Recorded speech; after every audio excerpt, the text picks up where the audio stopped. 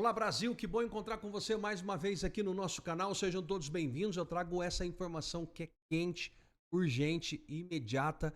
Eu preciso de você junto comigo aqui. Antes de eu falar do 0800 que está na tela, eu vou pedir para você dar o seu like, o máximo que você conseguir. Desce o dedo no like. Aliás, se você colocar e ver que não está ficando, tira o dedo, põe de novo. E vamos levar essa informação para o Brasil inteiro, que eu preciso que você me ajude a fazer isso. Inclusive compartilhar no WhatsApp, porque só assim essa é a barreira do algoritmo que leva a informação para as outras pessoas. E agora, rapidamente, tá? Muito rápido, porque a notícia é urgente aqui, ó. 0800 355 3000, se você já viu anunciar, este aqui é o número para você entrar em contato com a empresa RPN. É o número que você precisa. Com este número aqui, você compra todos os produtos da empresa. Pode pedir o catálogo, inclusive. Mas hoje, especificamente para você, você tá careca? Conhece alguém que tá careca? Ou você, mulher, tá com o cabelo caindo demais. Preste atenção neste combo que eu vou te mostrar. Hair Cap, que já é uma bomba para fazer o cabelo voltar a crescer. Porque tem nanotecnologia, aminoácidos e vitaminas que fazem o cabelo crescer para fora. Licenciado pela Anvisa. Tá aqui, ó. Junto com Hair Elixir você vai levar. Esse aqui é o bloqueador do hormônio DHT. Homem com DHT alto, o cabelo cai mesmo. Não fica. Mas agora tem também o tônico capilar. Que a gente vende aqui 3 vezes por ano na RPN. Poucas unidades, porque muita gente compra, não dá para fazer muito. Ele é grau 2 da Anvisa, testificado e garantido que o produto funciona. Este é o combo, ó, para fazer o cabelo voltar a coisa. Só que você precisa chamar agora no WhatsApp 0800 355 3000 para você garantir o seu, tá bom?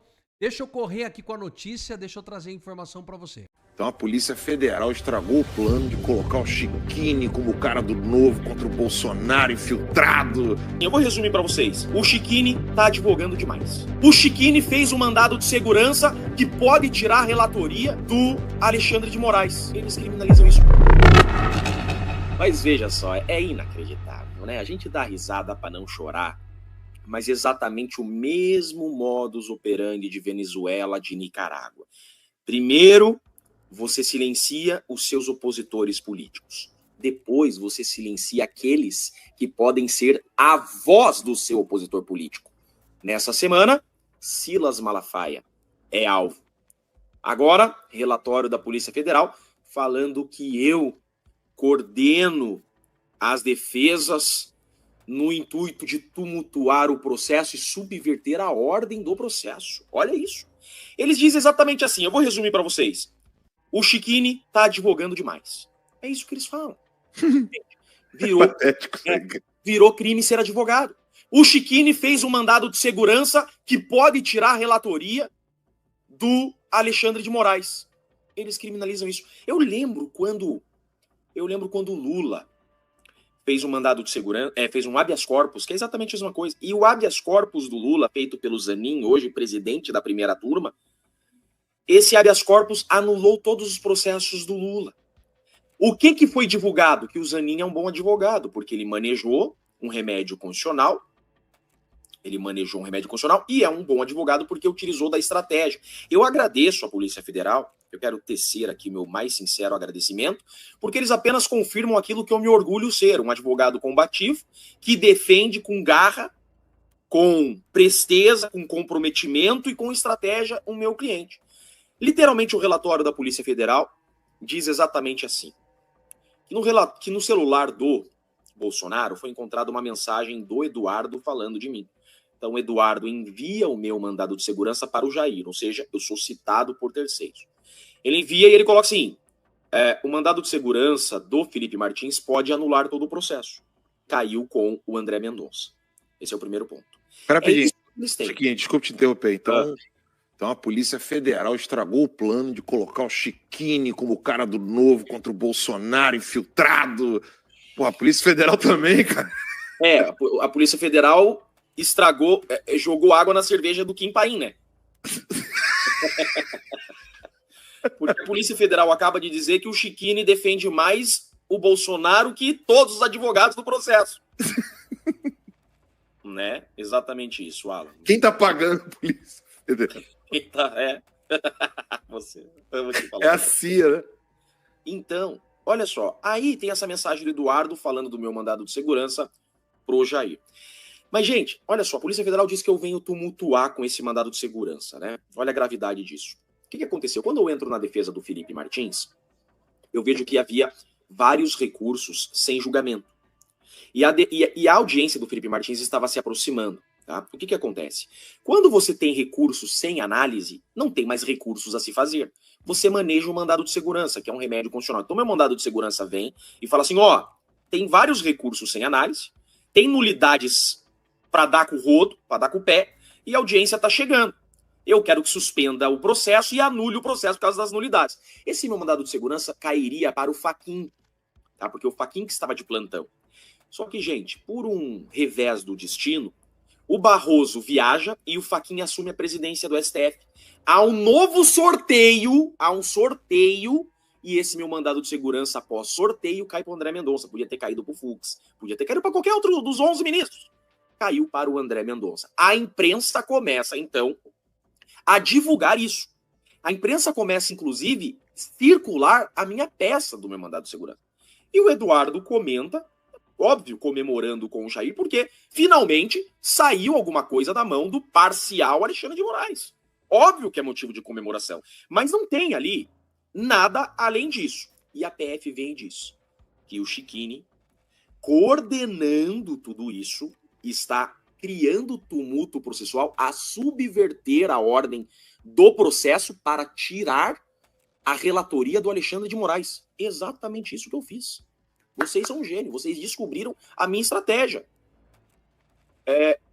Vitória para vocês. Joinha pra vocês. Vocês descobriram a minha estratégia. Eu, enquanto advogado, fui contratado para defender o meu cliente. O relator é parcial. O relator é dono da bola. Nós temos que tirar a relatoria dele. Mexi o tabuleiro, como um bom advogado é contratado para o fazer, e consegui fazer cair na mão de outro ministro.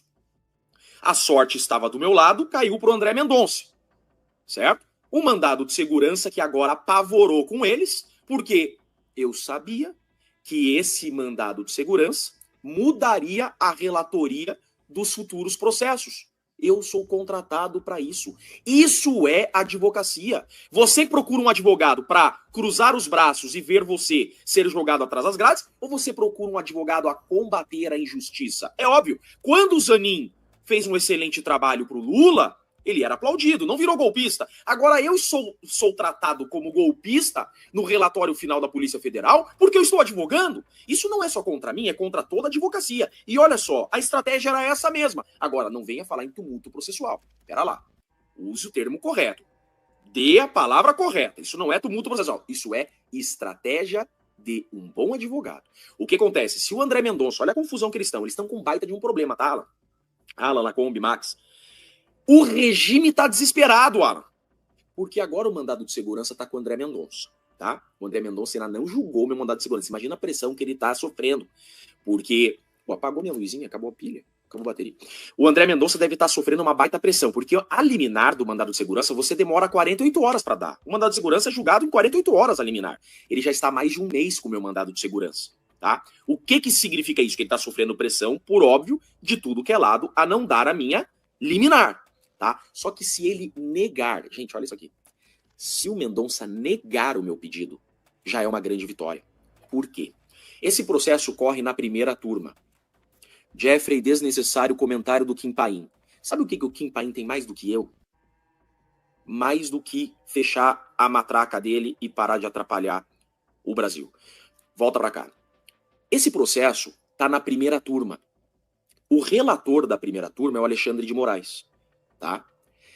Se o André Mendonça negar o meu pedido, todos os recursos, quando forem para o plenário, cairão para o André Mendonça. Veja lá, ele não precisa dar o meu pedido.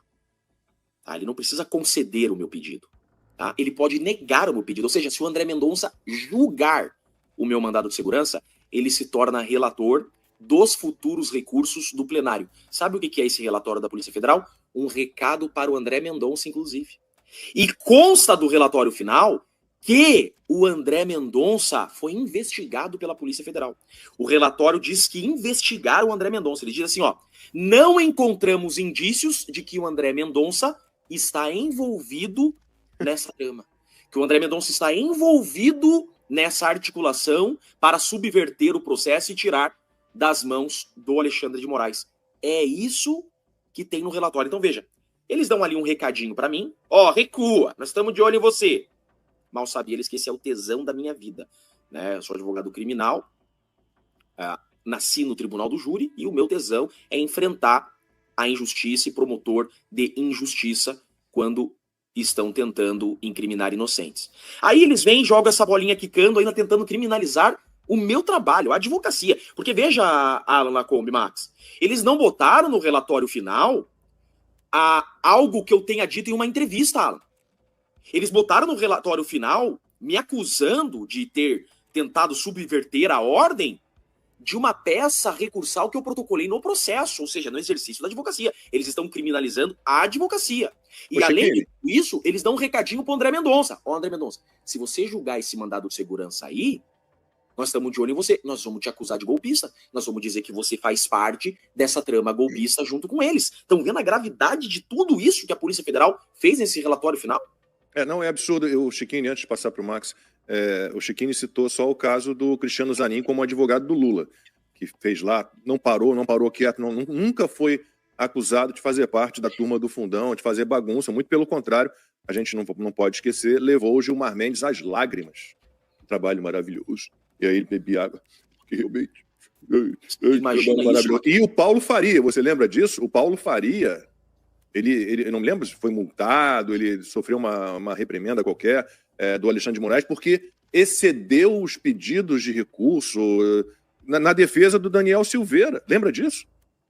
O Alexandre de Moraes falou, filho, tá trabalhando demais aí como advogado, para quieto. Quer dizer, o Zanin, aplaudido, leva o ministro às lágrimas, o Chiquini e o Paulo Faria, não, turma do fundão, bagunceiro, tem que ajoelhar no milho. Aí eles plantaram no Globo, Lacombe, eles plantaram no Globo, que o Jair Bolsonaro e o Eduardo Bolsonaro, em conjunto com o Chiquini, estão tumultuando e tentando subverter a ordem para tirar a relatoria do Alexandre de Moraes. É público e notório que eu adoro o Eduardo Bolsonaro e o Jair Bolsonaro, por óbvio, sou advogado de outros réus, mas a minha defesa de forma reflexa é também a defesa de todos os acusados. E isso me dá ainda mais garra de defender os meus clientes, porque eu sei que defendendo meus clientes, eu também estarei defendendo de forma reflexa o Bolsonaro. E vou fazer, porque eu sou fã do Jair Messias Bolsonaro, que foi o melhor presidente que esse país já teve. Nunca as empresas estatais lucraram tanto. É um cara que vai... Veja só, como que eu não vou ser fã do Eduardo Bolsonaro se o cara renunciou à própria vida pelo Brasil? Como que eu não vou ser fã do Jair Messias Bolsonaro se é um cara que teve a vida revirada? Eu conheço o processo, tá? Eu conheço o processo. Reviraram a vida do Jair Messias Bolsonaro e não encontraram uma pulga contra ele. Estão inventando um processo de trama golpista porque não conseguiram matá-lo, assim como na Venezuela. Então, sim, a imprensa de esquerda tenta me vincular aos Bolsonaros o tempo todo. É o seguinte, eu não posso falar com o Jair Bolsonaro porque existe uma medida cautelar que advogado de Correio não fala com o Bolsonaro. É uma pena, porque se eu pudesse, eu faria questão de falar com ele. Porque eu sim, eu admiro, eu respeito e eu gosto, tá? Eu fui eleitor as 2 vezes do Jair Messias Bolsonaro. Então não escondo de ninguém a grande admiração que eu tenho. Como o Flávio Dino não esconde de ninguém a grande admiração que ele tem pelo Lula. Ele discursou no palanque a favor do Lula. Como o Barroso não escondeu de ninguém quando ele disse derrotamos o bolsonarismo. Qual o problema? Fato é que eu não estou sendo acusado por ser um admirador, um seguidor, um fã do Jair Messias Bolsonaro que eu sou. Eu não estou sendo acusado por isso. Eu estou sendo acusado por ter advogado. Eles estão dizendo que o meu mandado de segurança em conluio com os Bolsonaros é para tumultuar o processo.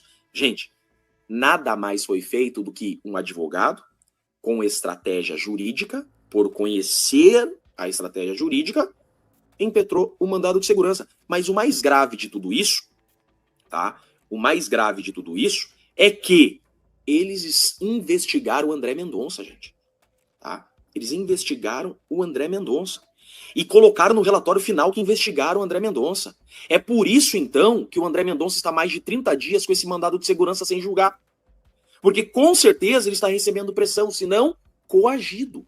Se não está sendo coagido. Gente, esse processo, já ultrapassou todos os limites do razoável. É absurdo. Esse processo é literalmente uma perseguição à direita. E todos que entrarem no caminho deles serão perseguidos. Eles não me indiciaram e não tem nada para me indiciar. Tá? Então não estou sendo investigado, não sou indiciado formalmente, né? Que eu sou investigado por tudo, minhas contas, isso eu não tenho dúvida. Né? Eu tinha certeza que uma hora eles virariam o canhão para mim. Eu só não imaginava que eles seriam tão covardes a ponto de mirar o canhão para a advocacia. Tá? Não é uma fala minha aqui na timeline que eles botaram no inquérito. Mas é um mandado de segurança que eu fiz. Isso é gravíssimo. Eles querem silenciar o Bolsonaro, silenciar toda a direita e todos que podem enfrentar o sistema. Por quê? Tudo que nós, advogados, todos os advogados, tá? Eu não sou o único advogado desse processo, só tem advogado bom nesse processo, tá? Tudo que nós fizemos, nós, advocacia dessa trama golpista, foi desmascarar essa farsa. É um processo criado de 78 terabytes, que é uma farsa. É uma farsa, é um processo criado para acusar o Bolsonaro e eliminar o Bolsonaro.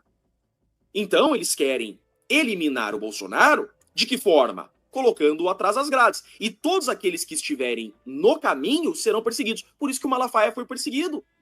Toda e qualquer liderança que possa enfraquecer essas falsas narrativas, eles vão perseguir. Gente, para fechar esse meu comentário, esse relatório final da Polícia Federal não foi assinado pelo Shor. Por que o Shor não assinou, Lacombe, esse relatório final? Por que o Shor colocou outros 3 delegados para assinar esse relatório final? Então é essa guerra que nós estamos. É um processo do Brasil, quero deixar bem claro aqui. Tá? Esse não é só um processo dos nossos clientes, é um processo do Brasil. Esse processo é um divisor de águas. É um Brasil livre ou um Brasil aprisionado. Tá? Por isso que é muito importante o apoio dos brasileiros. Nós estamos enfrentando esse processo internamente com técnica jurídica, mas também estamos denunciando os abusos, porque se estamos em uma democracia, o povo deve fiscalizar o agente público. Né? Mas o que nós temos na democracia brasileira hoje é uma superproteção do Estado em detrimento do direito do povo. É o povo sendo aprisionado para a superproteção de um Estado leviatã que quer aprisionar inocentes. Isso deve ser combatido, isso deve ser denunciado. Por isso que eu tenho dito sempre, Alan, que o povo deve se unir, o quanto mais. Né? Você vê o que virou o chat. O chat virou uma picuinha dentro da própria direita, enquanto a esquerda criou um grande regime articulado, poder executivo, legislativo e judiciário, a matar a direita e matar as redes sociais. Veja que numa mesma semana que eles fazem a operação contra o Malafaia e divulgam esse relatório contra o Bolsonaro, na mesma semana, o Lula dá um pronunciamento dizendo que quer o poder de, por 2 meses, silenciar as redes sociais. O Hugo Mota aprova regime de urgência da censura das redes sociais em 5 segundos. E o STF faz evento com influencers sobre os limites da rede social. Isso aqui é um consórcio contra a direita. É um consórcio contra as liberdades. Então a gente não pode perder tempo, porque o Brasil está às vésperas de virar uma ditadura eterna, para sempre. E agora está muito claro isso, Lacombe. Só rapidamente, antes de passar para a Alan e para o Max, que eu estou vendo aqui que o chat está pegando fogo por conta do Kim Paim e você, o Partido Novo. Posso, se vocês me permitem, uma palhinha pequenininha? Gente, todo partido, quase todo, né? Claro que PT, pessoal, você não vai encontrar ninguém que preste, nem minimamente. Mas assim, o Novo tem gente muito boa, o Chiquinho está lá, né? O Marcel Van Hatten é excelente deputado federal. O PL tem gente boa e tem gente ruim. O Maurício Marcon, que é excelente deputado federal, já o entrevistamos aqui, é do Podemos. Então as pessoas têm que ter a capacidade de entender, né, que um partido não determina a pessoa, né, que é afiliada àquele partido. Eu sei que eu estou vendo aqui... O povo quer saber por que eu escolhi o Novo. Estou tão em casa que depois que a gente terminar a sua conversa, eu fico até à vontade para explicar para vocês, mas não fiquem chateados com as verdades. Vamos lá. Agora, Chiquinho, eu queria entender uma coisa. Eu acho que a gente tem que abstrair da questão eleitoral partidária, tá? Eu não gosto nem de perder tempo com questão eleitoral partidária. Eu lembro que uma vez, eu acho que foi o Eduardo Bolsonaro que falou lá em 2020. É do Alan isso, o Alan que puxou essa. Não, o Eduardo Bolsonaro chegou e falou assim, olha, entre para o partido que menos te atrapalha. Não era isso que ele falava? Sim. Entra para o partido que menos te atrapalha. É isso. Né? Não existe um partido conservador hoje. Não existe. Então, assim, enquanto não tiver um partido realmente de direita, realmente pessoas, conservador, né? Existem pessoas, exato. Não tem um partido bom no Brasil. Então você tem que entrar naquele partido que menos te atrapalhar e mais te dá liberdade para fazer o seu trabalho. Mas a questão que eu queria não é essa. Eu acho que gente, sem Bolsonaro ano que vem não tem eleição. A primeira coisa que eu acho que o pessoal tem que entender. Né? Então, assim, a gente está lutando aqui para que o Bolsonaro, para que o Eduardo Bolsonaro possam ser candidatos ano que vem. Porque nem isso eles querem deixar.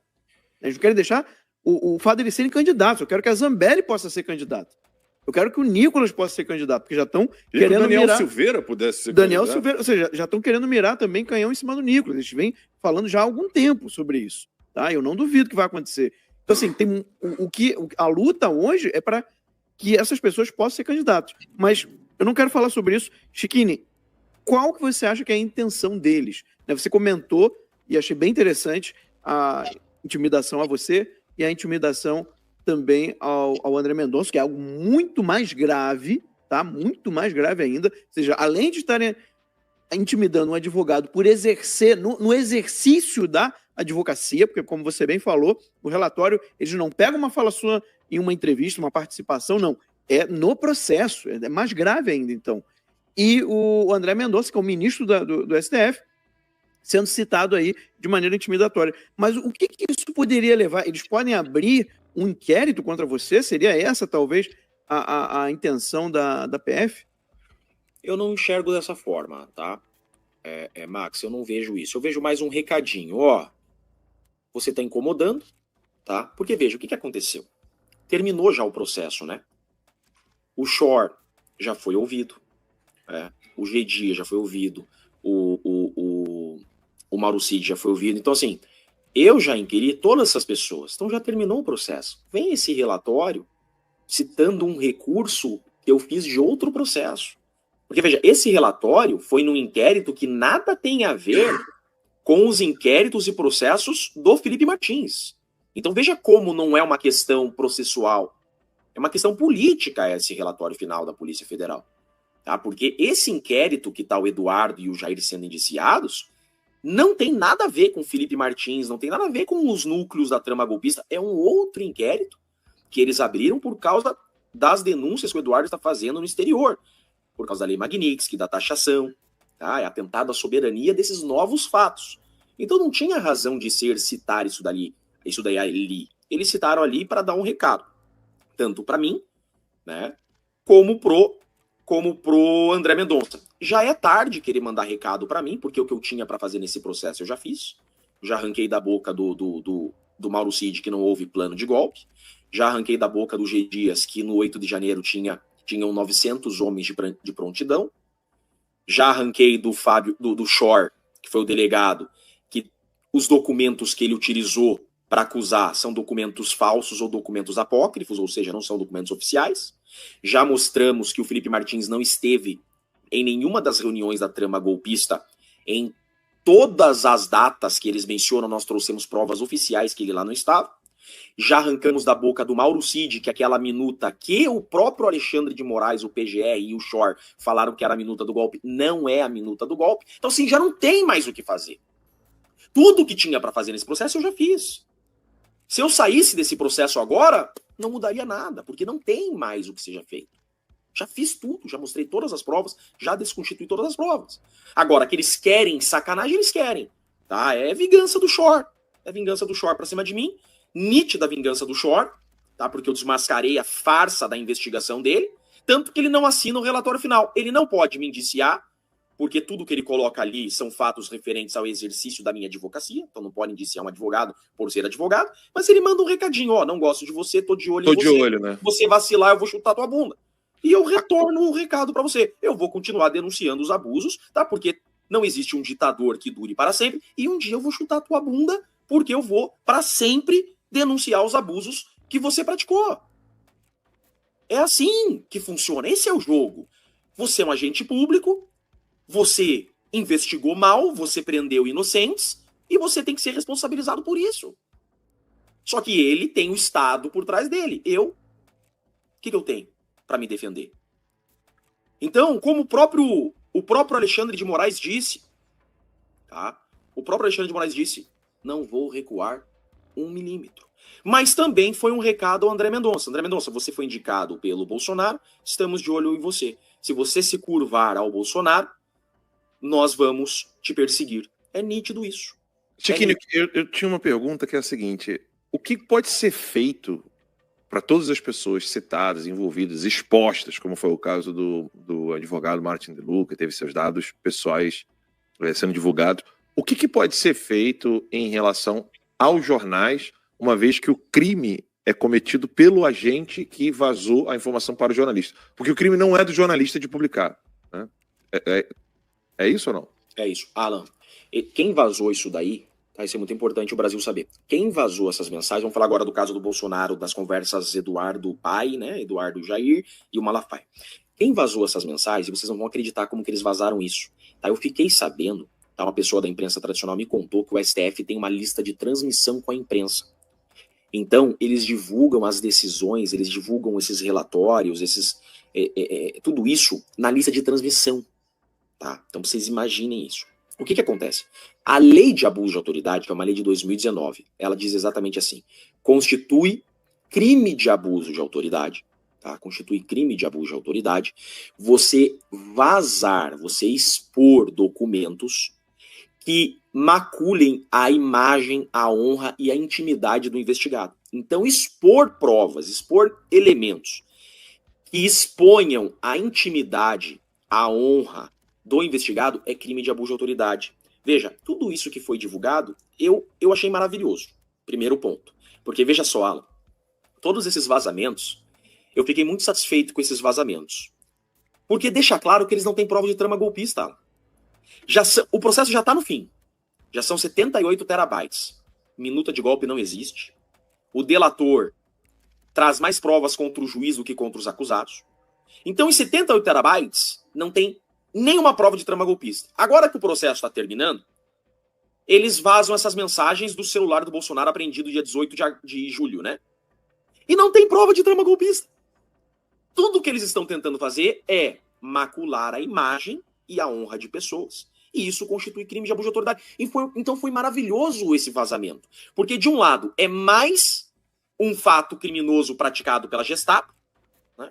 De um lado, é mais um crime que eles praticaram para acusar falsamente inocentes, né? Então praticaram mais um crime, e de outro lado, mostraram para o Brasil de novo que eles não têm prova de trama golpista.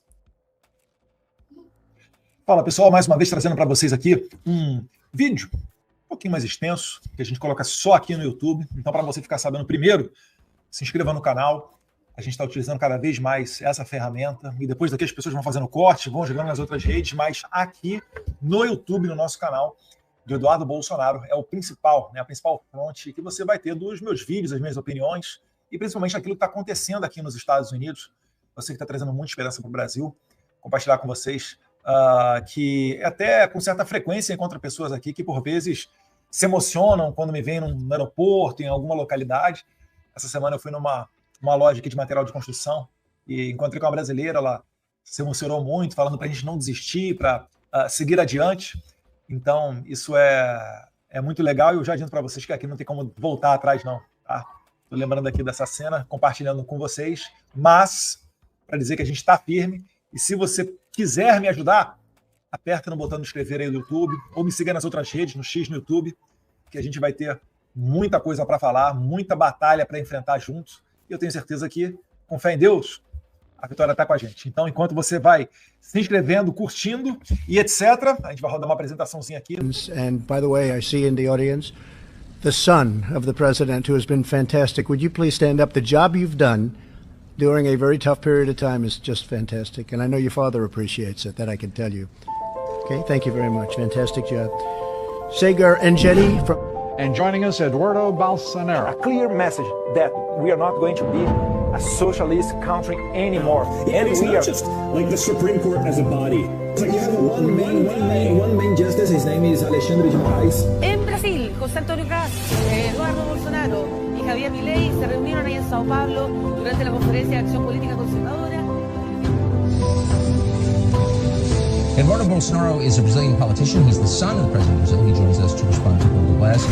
Reforçar o que entende como a luta contra o socialismo dar a conhecer a orientação do Brasil em política externa. Tudo bom? Estou aqui com ninguém menos do que Matheus Salvini, Santiago Abascal. First, we have to say thank you very much, MatchLab.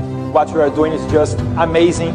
Like, you're the guy in the world when you talk about conservative events, and you are bringing a lot of hope to Brazil. Thank you very much. Si piensa, no, política es muy malo, no quiero mirar esto porque hay mucho dolor de cabeza. Dale, entonces, deja que su hijo con 5 o 6 años tal vez vuelva para su casa con orientación distinta. Mi candidato a presidente de México.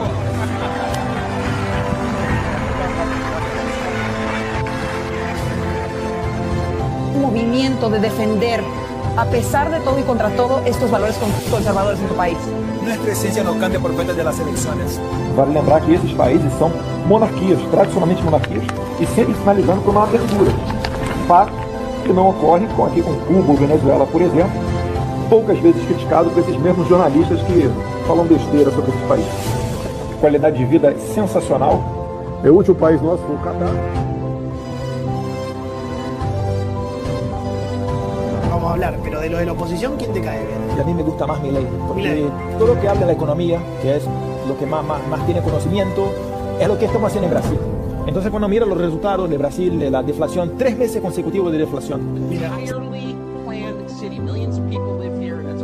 So what happened is not only that we reduced the number of crimes, it was the biggest drop ever in the history of Brazil in murders rate. I know his son. I find his son to be outstanding. He's a brilliant, wonderful young man. I'm very happy he appointed him. I think it's a great appointment. I know his son, and that's probably why they did it. He's outstanding. I'm very happy with that appointment.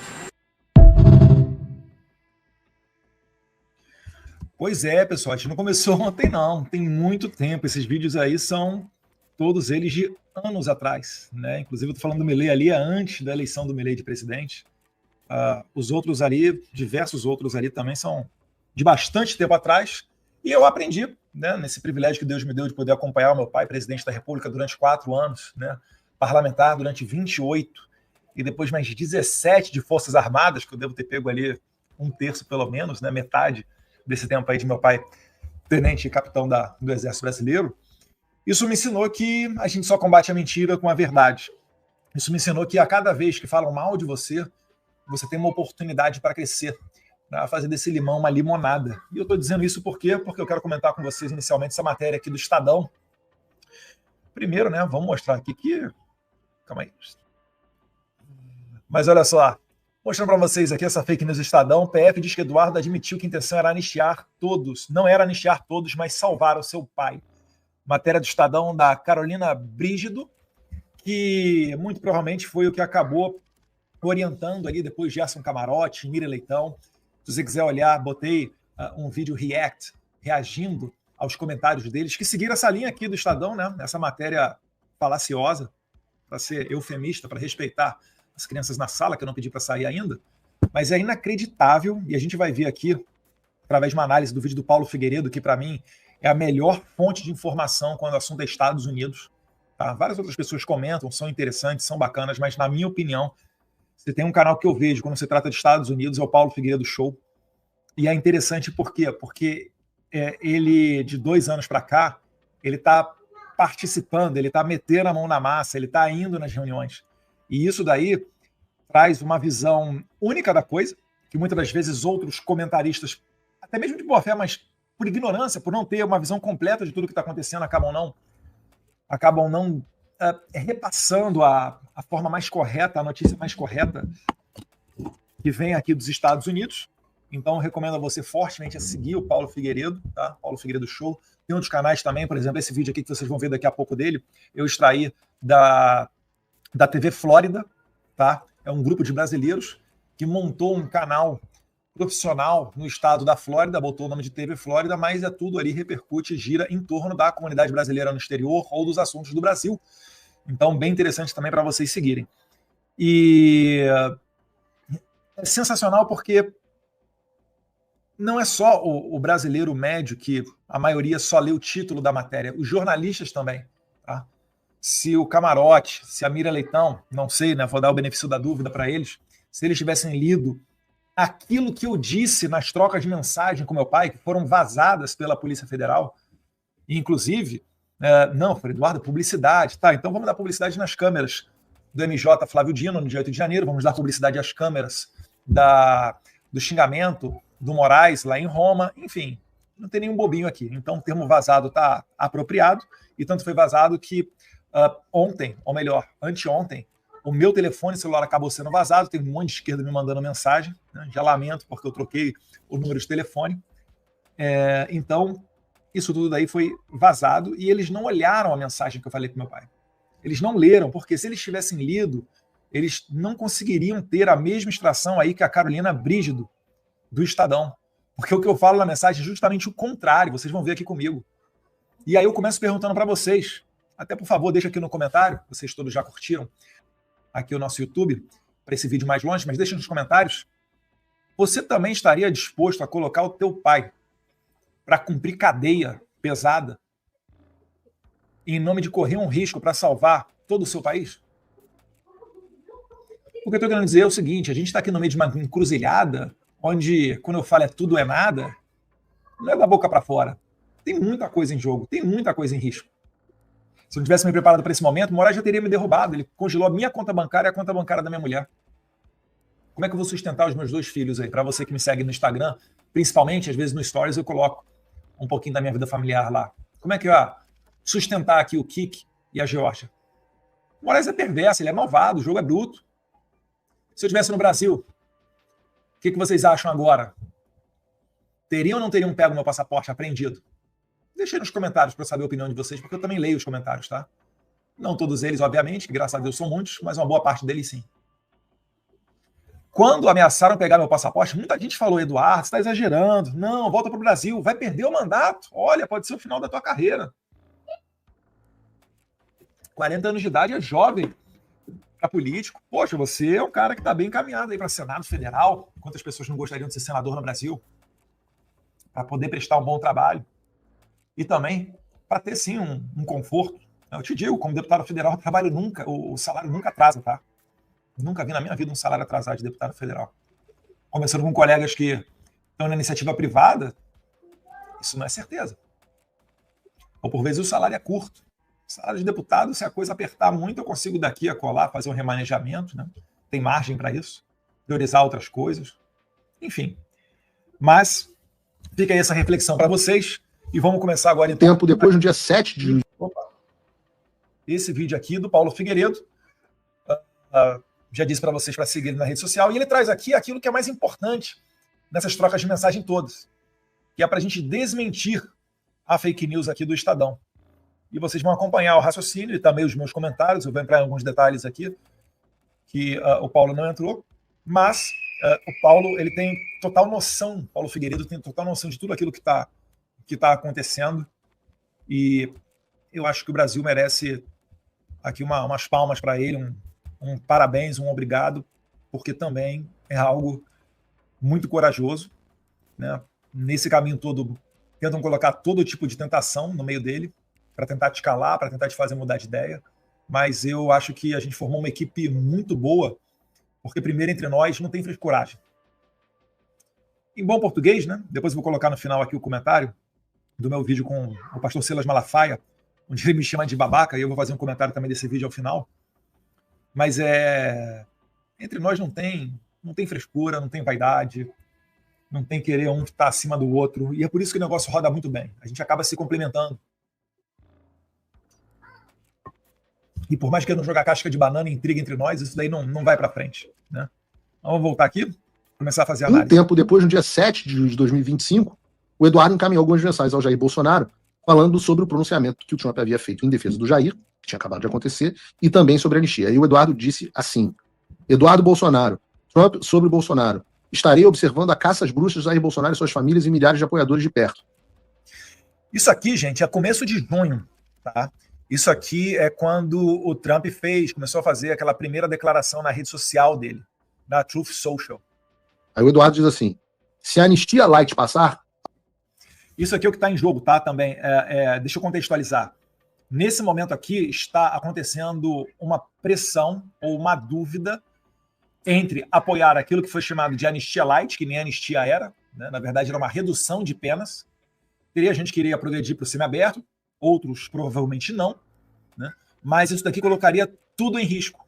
O que é tudo em risco? Isso daqui permaneceria o Alexandre de Moraes forte, com muita interferência ainda na eleição de 2026. Porque você não está achando, né, que o Alexandre de Moraes vai deixar a eleição do ano que vem, depois de tudo que ele fez em 2022, deixar a eleição do ano que vem ser limpa e justa, né? Ele não vai deixar que sejam eleitos senadores para fazer o impeachment dele. Ele sabe disso. Ele sabe quem são os candidatos, ele sabe quem são as pessoas. Então ele vai querer, mais uma vez, tentar ter um domínio, exercer um papel sobre o TSE para tentar controlar as rédeas do país. Eu acho que essa altura do campeonato vocês já não duvidam mais que ele tem essa conduta de mafioso. A última... Ou a gente arriscar tudo para, ainda que podendo sacrificar décadas de prisão do meu pai, a gente buscar fazer o remédio mais efetivo, que resultaria no resgate da democracia brasileira, na volta da liberdade ao Brasil e acabar com Alexandre de Moraes e o seu regime de censura e de perseguição política. É isso aqui que está em jogo nesse momento. E aí o Paulo vai começar a explicar também. A ajuda da vida do Trump dos Estados Unidos terá sido o posto do Trump. Eles não vão mais ajudar. Temos que, aí esse ponto é um ponto muito importante, temos que decidir entre ajudar o Brasil, brecando o Supremo Tribunal Federal e resgatando a democracia, ou enviar o pessoal que teve num protesto que evoluiu para uma baderna para casa num semiaberto. Então repara só, o que eu estou falando? É o seguinte, se o Congresso fizer um acordo, né, o pessoal da direita fizeram um acordo, e forem por esse caminho de redução de pena, que não é anistia, é redução de pena, deixar o pessoal ainda com tornozeleira, e sabe-se lá se isso daí seria permitido, se a STF não iria declarar essa lei inconstitucional. Mas se fôssemos por esse caminho, bem, o que a gente ia correr um sério risco? É do americano olhar isso aqui, a autoridade americana olhar e falar, Eduardo, olha, o Congresso do Brasil se acertou com a Suprema Corte, foram por esse caminho, fizeram um acordo, não sou eu que estou aqui de fora que vou, né, colocar energia em cima disso. Vocês que se resolvam com as suas violações de direitos humanos. Se vocês estão achando que esse daí é o caminho correto, é a solução, bem, aí problema da liderança política de vocês do Brasil. Então é isso daqui que está em jogo. E aí eu falo que se fôssemos por esse caminho, os Estados Unidos não iria mais, né, dar nenhum respaldo na restauração das liberdades, na defesa dos direitos humanos e etc. no Brasil. Talvez pudesse seguir na linha de defesa das empresas americanas. Isso eu acho que sim. Mas a história seria completamente diferente. Isso sem falar que o STF pode decretar essa intervenção do Congresso no regimento interno da Corte, o duplo grau de jurisdição interno, como inconstitucional, pois violaria a separação dos poderes. É que nesse pacote também estava incluso dali o duplo grau de jurisdição para as ações na Suprema Corte, né? Como a Suprema Corte começou a julgar originalmente o pessoal do 8 de janeiro, o Jair Bolsonaro, o Braga Neto, o Anderson Torres, etc., esse projeto chamado Anistia Light, que é redução de pena, ele também iria prever o duplo grau de jurisdição interno do STF. O que é isso? Os julgados da primeira turma ou da segunda turma comportaria apelar para o plenário. Ou seja, vai sair ali dessa turma que está julgando o Bolsonaro, que é Zanin, Alexandre de Moraes, Flávio Dino, Carmen Lúcia e Fux, acho que é isso, e iria para o pleno, ou plenário, como quiser. E aí eu pergunto para vocês, vocês acham que o Bolsonaro seria absolvido por ser julgado no pleno pelos 11 ministros do STF? É claro que não. Muito provavelmente seria um placar de 9-2 pela condenação do Jair Bolsonaro. Nesse cenário, você não teria mais amparo dos Estados Unidos, que conseguimos as duras penas aqui, bem como estaria igualmente condenado final de agosto, que é onde estamos agora. O julgamento, vejam que o Eduardo está falando isso em junho. Então, olha só, mais uma vez, essa troca de mensagem aqui é de junho, e eu estou prevendo que o Bolsonaro estaria condenado no final de agosto. Na verdade, o julgamento dele está marcado para 12 de setembro. Mas eu já estava lá atrás cantando a pedra. O julgamento é em setembro. Eu acho que não vale a pena, mas te oriento a buscar o conselho com outras pessoas. Ainda assim, humildemente, eu falei pro meu pai, falei, olha, essa é a minha opinião. Tem o caminho da Anistia Light, tem o Full Victory ou Full Defeat, mas eu acho que a gente tem que ir por esse caminho aqui do 100% vitória ou 100% derrota, que ao final das contas é o caminho que a gente acabou adotando, tá? Mas ainda assim, achando que eu estou certo indo por esse caminho, se você quiser, você consulte com outras pessoas e veja aí o que vocês acham que é melhor. Porque também, pessoal, vou falar o seguinte, quando... Bom carioquês para vocês, quando é o seu que tá na reta, a coisa muda.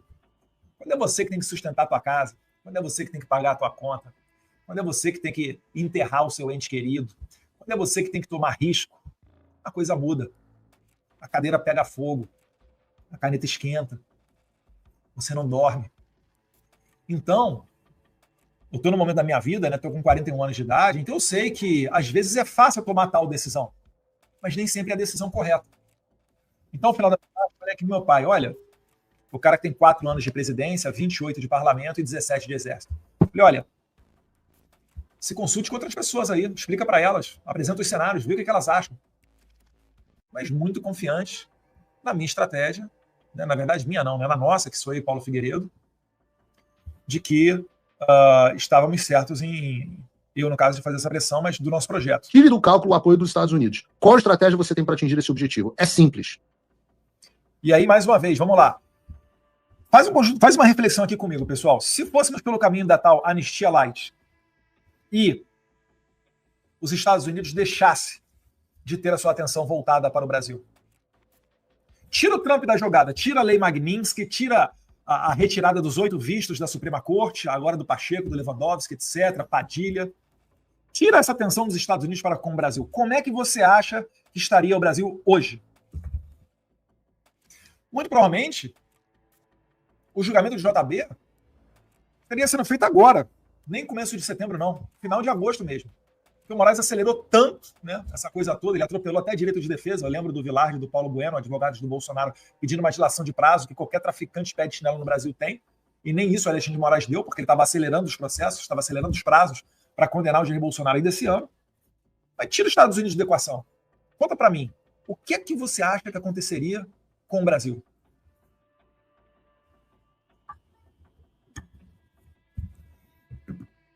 Vamos continuar aqui com o Paulo Figueiredo. O que está acontecendo aqui? Ninguém entendeu isso. O próprio Estadão publicou uma matéria. A matéria do Estadão que ele está se referindo é essa daí. Criminosa sobre esse assunto.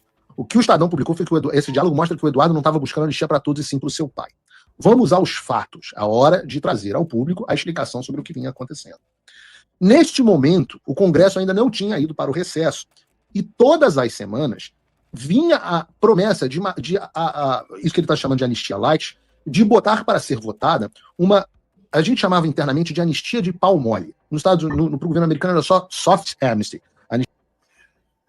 Desculpa as crianças na sala, mas é que o Paulo Figueiredo, ele igual a mim, ele é carioca também.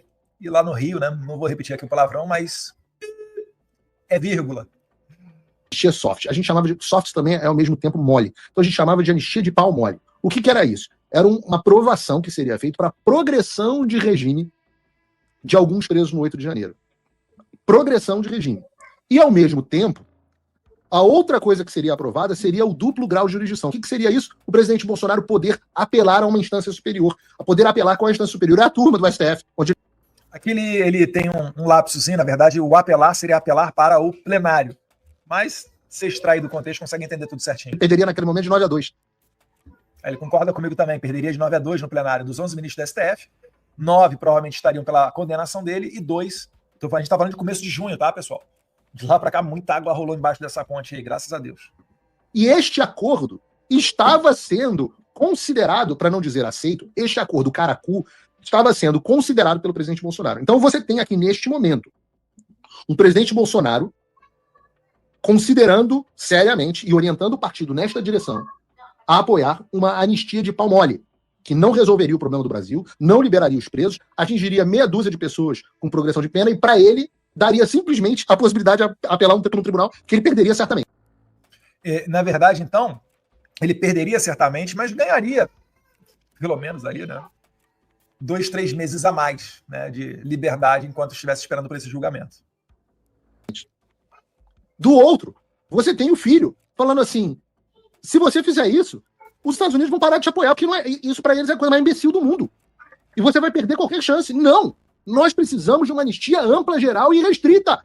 E isso vai resolver o problema do Brasil. A gente não pode deixar o Brasil refém de meia dúzia de pessoas que fizeram a baderna ou não, que participaram de um protesto. Porque tem os dois. Tem pessoas que participaram de um protesto e tem pessoas que participaram de uma baderna. e que essas pessoas vão poder ir para o semiaberto e o Brasil vai continuar nessa desgraça. Não. Essas pessoas não deveriam estar lá. Nós precisamos salvar o país. Nós precisamos botar o país no curso. Deixa eu só abrir um parênteses para vocês aqui, pessoal, para vocês entenderem ainda mais. Eu acho que a maioria de vocês já conseguiu entender, mas para vocês entenderem ainda mais o que está se tratando aqui. Vocês lembram, por exemplo, no Dia das Mulheres, o Moraes, inclusive isso aí agora veio pelas mãos de Michael Schellenberg, né, no Vaza Toga 2, a continuidade da Vaza Toga 1, que o Glenn Greenwald não teve mais autorização da Folha para publicar, para você ver o tamanho do descalabro da arbitrariedade que ocorre hoje no Brasil. Mas você viu ali que o Alexandre de Moraes, ele segurou a prisão de várias mulheres para soltá-las propositalmente no dia 8 de março, como um sinal de, não, o Moraes é humanitário, o Moraes está preocupado, as mulheres, etc. E depois, assim como ele mandou a Débora Rodrigues para casa, depois ele prendeu de volta. Assim como ele mandou a senhora Iracina Gacha, que tem mais de 70 anos de idade, para casa, depois ele mandou de volta para a cadeia. Então nada pode ser assegurado em termos de Alexandre de Moraes. É por isso que eu bato na tecla da psicopatia. O que ocorre na cabeça do Alexandre de Moraes é impossível de você conseguir prever. E ele tem total descontrole. Ele é uma pessoa com poderes ilimitados. Eu sei que tem gente até dentro da Suprema Corte que teme o Alexandre de Moraes. E ele trabalha para isso. Ele quer ser visto como um ditador de toga que é temido pelos outros. Aquela sessão de fotos que ele fez para uma imprensa internacional, né? Acho que foi até no dia do recebimento da denúncia de Jair Bolsonaro, se não estiver equivocado, dele com capa, se vestindo e se olhando assim, etc. Aquilo dali é a cara do narcisismo do ditador. É a figura todinha dada desse estereótipo. Então não tem como a gente confiar nesse cara e achar que, fazendo essa, entre aspas, anistia light, que isso seria a solução dos problemas. Tu vê só, eu, Flávio e Carlos postamos um negócio do Jair Bolsonaro. Ele mandou o Jair Bolsonaro para cadeia. O que o Jair Bolsonaro tem a ver com a nossa conduta? Olha que loucura, algo totalmente expresso, vedado na nossa Constituição. Aliás, em qualquer nação democrática, né, você não pode mandar uma pessoa para a cadeia devido à conduta de outros, de terceiros. Meu Deus do céu. Então é óbvio que esse não seria o melhor caminho a ser tomado. Mas ainda assim, você teve que debater e ultrapassar esse momento. E é por isso que o Eduardo está perdendo a cabeça com o pai aqui. Porque o pai está querendo aceitar mais um acordo caracu, que é a grande característica do presidente Bolsonaro. É o que eu falo, pessoal. Quando é você que está sentado na cadeira, é complicado porque a pressão ela é complicada, ela é diferente. Isso pode te levar a tomar decisões erradas.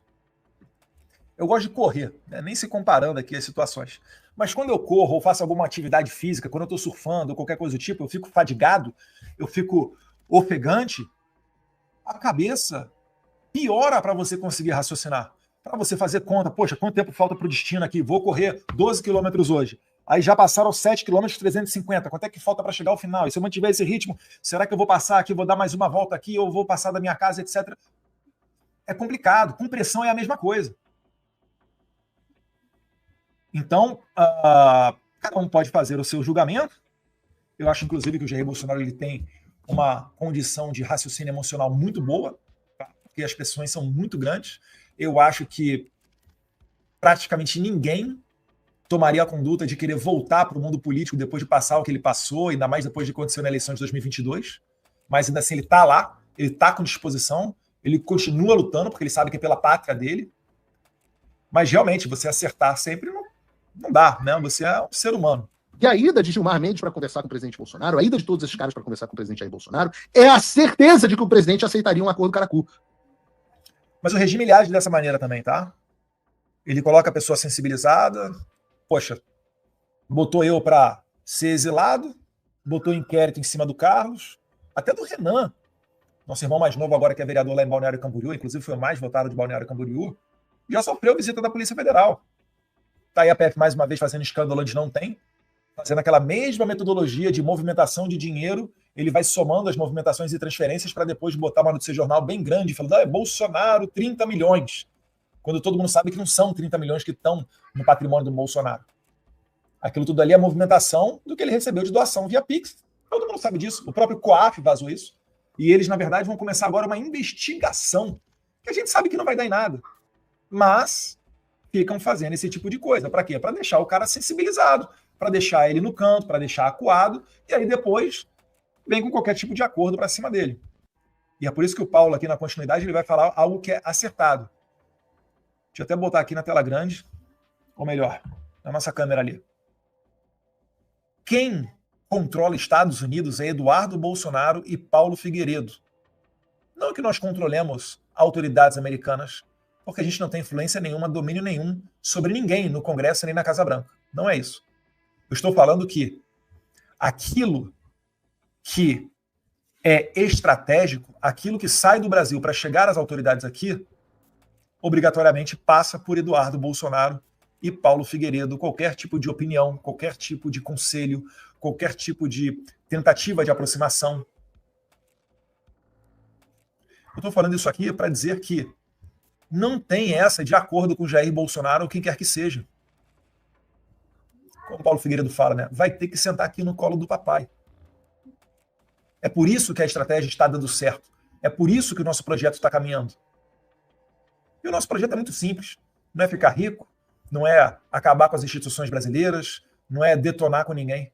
É simplesmente deixar o jogo constitucional correr conforme a Constituição sempre previu. Que é com a harmonia entre os poderes. Lembrem lá do post do Christopher Landau, 02 do secretário Marco Rubio, né? O deputy, como a gente fala aqui, ele é o braço direito do secretário Marco Rubio. E a gente sabe que a perseguição vai acabar quando você tiver a condição de colocar uma anistia, porque a anistia ela não representa apenas a liberdade, e isso é o principal, né, dos presos políticos. Todos eles, não só do 8 de janeiro, que são perseguidos pelo Alexandre de Moraes. Daí ela ser ampla, geral e irrestrita. Mas também, porque uma vez que a gente possa votar a anistia, significa que a gente conseguiu derrotar o Alexandre de Moraes. Porque o Alexandre de Moraes ameaça os deputados federais e os senadores. Eu sei que tem gente que vai na televisão dizer que não adianta me ameaçar porque, enfim, não funciona. Mas na prática, fica a pergunta. Por que é que o maior partido da Câmara, o Partido Liberal, o PL do Bolsonaro, há 6 meses tem como pauta única e prioritária a anistia e até hoje não é votada? Quem decide a pauta, ao menos em tese, é o colégio de líderes. Deveriam ouvir o maior partido da casa, ou não. Vou explicar para vocês como é que funciona.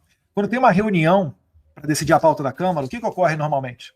O presidente da Câmara escuta os líderes partidários. Eles vão lá numa mesa, normalmente terça-feira tem sessão, então terça-feira, na hora do almoço, mais ou menos, costuma ser assim. Ou então no final da semana, né, lá pela sexta-feira. Eles se reúnem e cada líder de partido faz 2 sugestões de pauta. Eu quero o projeto X e o projeto Y. Tá? É muito comum que, para esse projeto ser votado, o presidente da Câmara ele pergunta: prezado líder, esse projeto já conta com requerimento de urgência? Requerimento de urgência é quando mais de 257 deputados já assinaram a favor daquele projeto, para ser pautado, para ser urgente. Isso daí, na verdade, é o quê? É o termômetro. Isso daí é a materialização do sentimento da casa de que vale a pena analisar porque aquele projeto será aprovado. Tá bom? E também vale, olha o poder do líder. A assinatura de um líder vale pela sua bancada. Então, se o PL é um partido que hoje tem, acho que 92, 93 deputados, quando o líder do partido, no caso o Sócrates, pega um requerimento de urgência e assina, ele está colocando ali 92 assinaturas. Então, se você pegar a assinatura do líder do PL, né, sei lá, do MDB, do Isnaldo, você pega, sei lá, do Partido Progressista, vai pegando ali do Lira, do Brito, do PSD, já fechou. Aí você já tem 257 assinaturas de liderados para o requerimento de urgência. Tendo requerimento de urgência, aí vai lá para o líder, e o líder com esses conselhos, o presidente da Câmara, com esses conselhos dos líderes, de 2 projetos de cada um, ele vai organizando a pauta, porque o líder, o presidente da Câmara, ele tem o poder de agenda. Mas é assim que ele vai construindo a pauta da Câmara. É claro que ele, enquanto presidente, ele tem um poder de privilegiar aquilo também que ele quer colocar em pauta, porque ele tem muito poder. Via de regra, se ele tiver uma boa relação com os líderes, ele até pode pegar na hora ali a assinatura de vários para aprovar um requerimento de urgência na hora da reunião e pautar aquele projeto. Então assim é que é feita a pauta da Câmara. E o projeto da anistia, ele já tem mais de 300 assinaturas, muito mais do que as 257 mínima para aprovar um requerimento de urgência, ou mesmo para quando a matéria vier a plenário ser aprovada. É por isso que eu estou batendo na tecla aqui. Poxa, o PL é o maior partido da Câmara. Por que então, presidente Hugo Mota, Vossa Excelência não pauta o projeto? Porque não dá para você falar em Ulisses Guimarães, até uma boa referência quando da sua posse, eu estava lá, eu assisti, levantou a Constituição, eu achei um baita discurso. Não vou concordar 100%, mas natural da democracia também. Mas por que você não continua nessa pegada democrática? Isso não é sinal de submissão, não. Porque a gente ficou sem saída. O que a gente vai falar para o nosso eleitor? Pô, vocês são o maior partido da casa, aí tentam colocar um projeto que para vocês é prioritário, e basta o presidente da Câmara falar que não?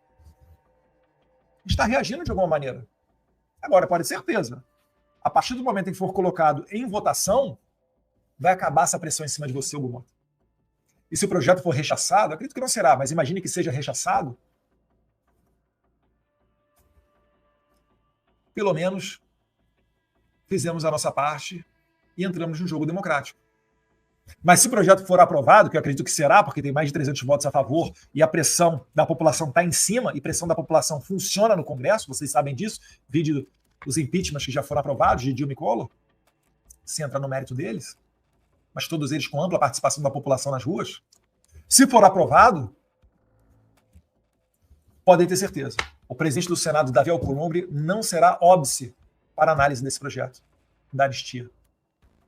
Porque o Davi Alcolumbre também está muito desconfortável com a intervenção do STF no Congresso Nacional. Ele falou, coisa de um mês atrás, isso daí abertamente. Disse que, olha, não dá para a gente a todo momento aprovar uma lei aqui, um partido qualquer aqui da casa, que vai perder, que vai ficar revoltado porque perdeu o projeto de lei, isso daí faz parte das votações da democracia, vai lá no STF, cruze a praça, vai no STF e derrube a lei. Ele estava querendo limitar as pessoas que pudessem entrar no STF, pedindo para derrubar leis aprovadas pelo Congresso. Mas, enfim, isso explicado, vamos dar continuidade aqui no Paulo Figueiredo. Claro, os caras passaram anos falando assim, vamos fazer um acordo caracu, que o Tarcísio convence o presidente e o presidente vai aceitar. Só que neste momento está claro que do lado de cá não vai funcionar mais isso. E é isso que o Eduardo está falando. Então não é que o Eduardo está dizendo, não, ele só queria uma anistia para o pai. Pelo contrário, o que o Eduardo está dizendo aqui, analfabeta funcional, esqueci o nome da repórter do Estadão, a Eduardo... Carolina, eu não consigo ver daqui se tem acento, né? Se for brígido, aquilo daria um acento. Toda a proparoxítona ela é acentuada. É isso mesmo, é brígido, não é brígido não. Brígido. Carolina Brígido, Paulo. Manda ver. Mostra que o Eduardo só queria uma anistia para o pai. É o oposto, ô jumenta. O que está dizendo esse diálogo é que o Eduardo Bolsonaro queria uma anistia ampla, queria não, quer. É a posição que nós temos aqui dos Estados Unidos e é a posição que nós vamos manter até a última consequência. Nós queremos uma anistia ampla, geral e restrita para pacificar o país. Nós queremos, nas palavras do Eduardo Bolsonaro, nós queremos libertar o Brasil, resgatar a democracia. Isso é um negócio que me deixa bravo, né? Porque é mentira. Vão falar, fizeram uma pergunta outro dia para o presidente da Câmara, Hugo Mota. Hugo Mota, o que você acha das ameaças do Eduardo Bolsonaro? Ameaças é o teu... Eu estou convidando o Hugo Mota e Davi Alcolumbre para entrarem aqui na Casa Branca, para saírem de lá com uma redução de tarifa, ou quem sabe até tarifa zero, para serem os pais da criança, para irem grandes para as suas reeleições. Eu nem sei se é reeleição do Davi Alcolumbre ano que vem, mas para um capital político grande, para suas bases. Headline de jornal fazendo comemoração, produtor batendo palma. Eu quero é libertar o Brasil, e essa libertação começa por libertar o Congresso Nacional.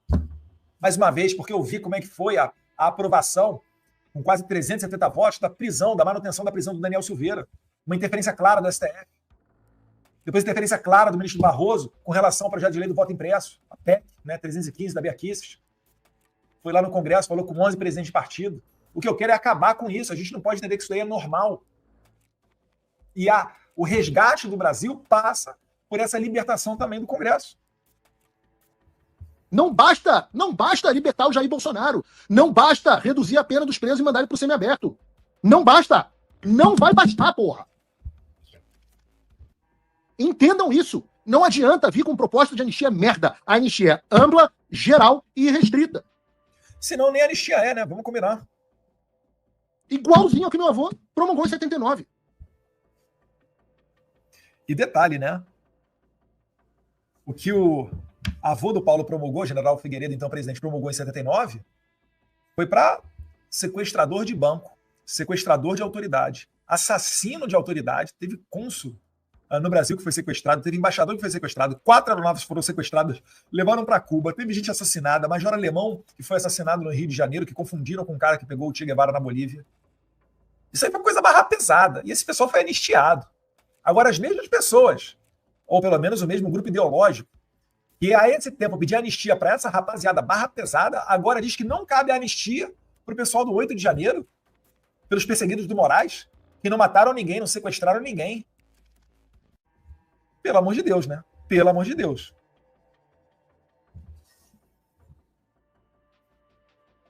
Custa entender isso? É difícil. E é por isso que a gente briga com as pessoas. É por isso que tem as tretas públicas. Porque a gente está empurrando as coisas para um lado e as pessoas estão empurrando para os outros, para o outro lado. Isso é em 7 de julho. O Trump tinha se manifestado, mas não tínhamos ainda a lei Magnitsky. Acho que não tínhamos nem tarifa. Por isso que ele está dizendo. O Trump se manifestou a seu respeito, mas ficou por aí. E a gente estava em Washington trabalhando para que houvesse coisas mais concretas. Eduardo continua. Amanhã eu vou acordar de olho nas redes do Trump, torcendo para que amanhã ele já traga novidades sobre novas ações. Então, repara só. Eu não tenho problema nenhum em dizer que a gente não tem influência sobre o Trump, sobre o secretário Rubio, sobre o secretário Bessent. A gente leva notícias, documentos, a verdade, no máximo, quando nos dão espaço, conselhos e sugestões. Mas só o fato de você conseguir ter, por vezes, um canal direto com essas pessoas, isso já é uma grande coisa. Não ache você que é qualquer um que senta com o secretário Scott Bessent, que está talvez aqui na 2ª posição mais importante do mundo, logo atrás do presidente Donald Trump. É o cara que tem a chave do cofre, o cara que tem a política econômica americana, a potência número 1 do mundo. Quantas pessoas não querem falar com esse cara? Eu e Paulo Figueiredo a gente conseguiu. O Haddad não conseguiu. Então isso aí não é fácil. Quando vocês viram aqui na apresentação o meu vídeo ali falando com o Sheikh Mohammed bin Zayed, Mohammed bin Salman, né, Tamim do Catar, o rei Hamad lá do Bahrein, aí fala com Trump, fala com Milei, José Antônio Queijo do Chile, Abascal da Espanha, André Ventura de Portugal, Eduardo Verasteg no México. Não achem vocês que isso daí é um relacionamento que você constrói da noite para o dia. Existe, inclusive, né, empresas especializadas em fazer esse tipo de treinamento, de relacionamento. Para vocês terem noção, eu participei de uma imersão, foram 3 ou 4 dias, do G4 Educação. Curso lá do Thales Gomes, que eu sigo na rede social, aconselho vocês a seguirem também. Sensacional. E olha que eu sou da área pública, mas tinha muita coisa ali para aplicar no meu gabinete e aplicar nas eleições. E era um curso voltado para a área privada.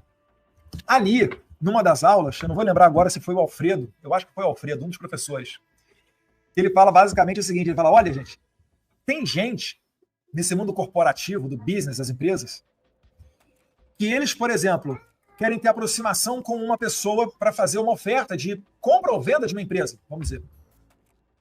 Eles descobrem qual clube que o cara frequenta e qual esporte ele pratica. Ah, não, ó, esse CEO aqui joga tênis. Bicho, para ter um relacionamento, o cara começa a aprender a jogar tênis.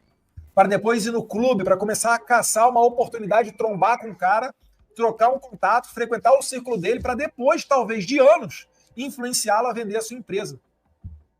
Isso acontece. É por isso que eu falo, não acho. Eu não cheguei a fazer isso não, tá?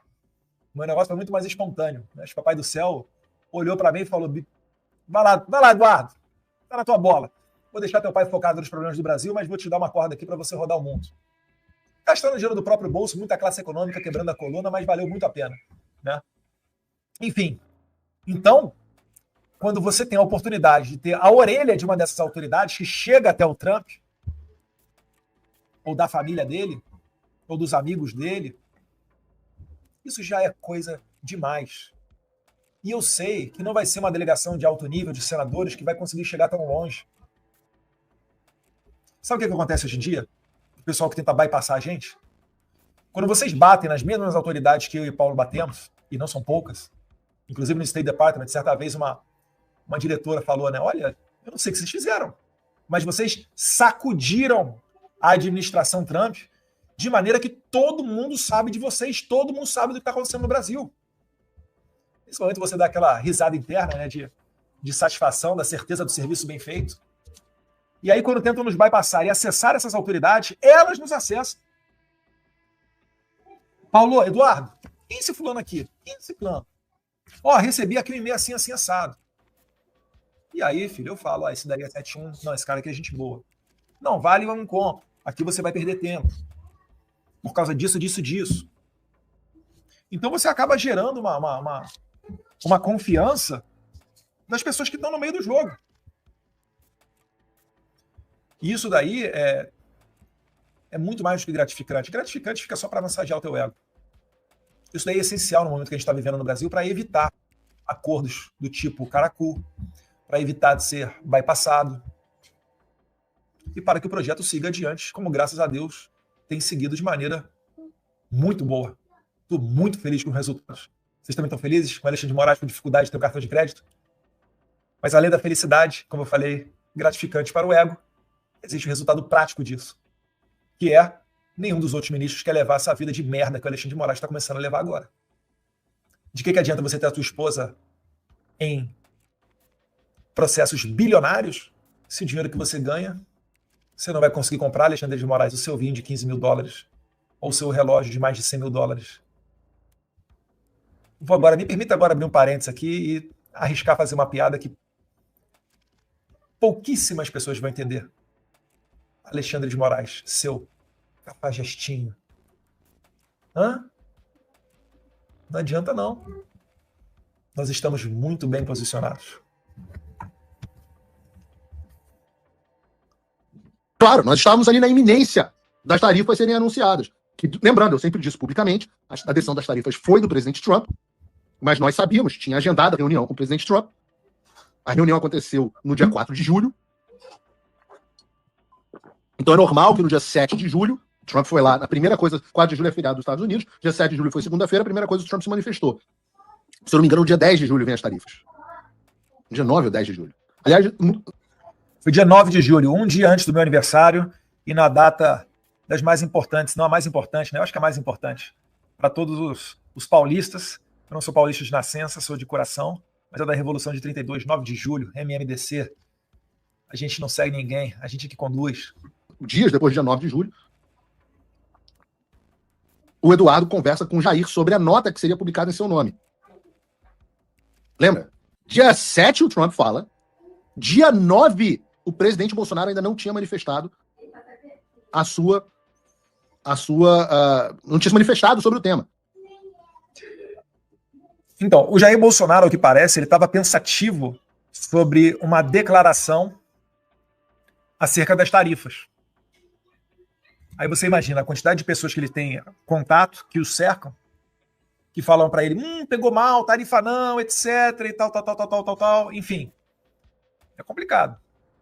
Porque os pau mole estavam lá pro presidente. Não, temos que pegar leve. Eu vou ler a nota, e eu tenho muito orgulho dessa nota, porque eu acho que o tom dela é absolutamente perfeito. Ela diz o seguinte: nota do ex-presidente Jair Bolsonaro. Recebi com senso de responsabilidade a notícia da carta enviada pelo presidente Donald Trump ao governo brasileiro, comunicando a criação da chamada tarifa Moraes. Então isso foi no dia da comunicação da tarifa Moraes. Mas já depois da comunicação do presidente Trump. O Trump ele tinha feito uma série de posts, né? Acho que foram 3 dias pelo menos de posts, alguma coisa assim. E depois, ao final, veio a tarifa naquela carta feita para o Lula. Que essa tarifa acho que foi dia 9 de julho. E demorou um tempinho ainda para o Bolsonaro fazer a declaração. E isso está me deixando um pouco inquieto. A medida é resultado de... Olha que perfeição. Chamada tarifa Moraes. Primeira frase da manifestação do presidente Bolsonaro, ele já está dando o nome que ele quer que a imprensa chame. A medida é o resultado direto do afastamento do Brasil dos seus compromissos históricos com a liberdade, o Estado de Direito e os valores que sempre sustentaram nossa relação com o mundo livre. O Paulo está lendo aí a sugestão de nota para o Jair Bolsonaro. Isso jamais teria acontecido sob o meu governo. Isso jamais teria acontecido sobre o governo Jair Bolsonaro, que seria para ele assinar essa nota. Alguém falou de economia aqui? Não. O resultado é o afastamento do Brasil com os compromissos históricos de liberdade e Estado de Direito. Aí ele vai. Essa caça às bruxas, termo usado pelo próprio presidente Trump, isso ele manteve na nota dele, não é apenas contra mim. E contra milhões de brasileiros que lutam por liberdade e se recusam a viver sob a sombra do autoritarismo. O que eu tenho pedido no Paulo Figueiredo Show há séculos? Que o presidente pare de dizer essa é uma perseguição contra mim. Eu digo, essa é uma perseguição contra você. Eu só estou no caminho das pessoas. E repara só, né, que é a mesma coisa. O Paulo está muito certo. Claro, também, né, jornalista. É o que a imprensa tenta fazer comigo.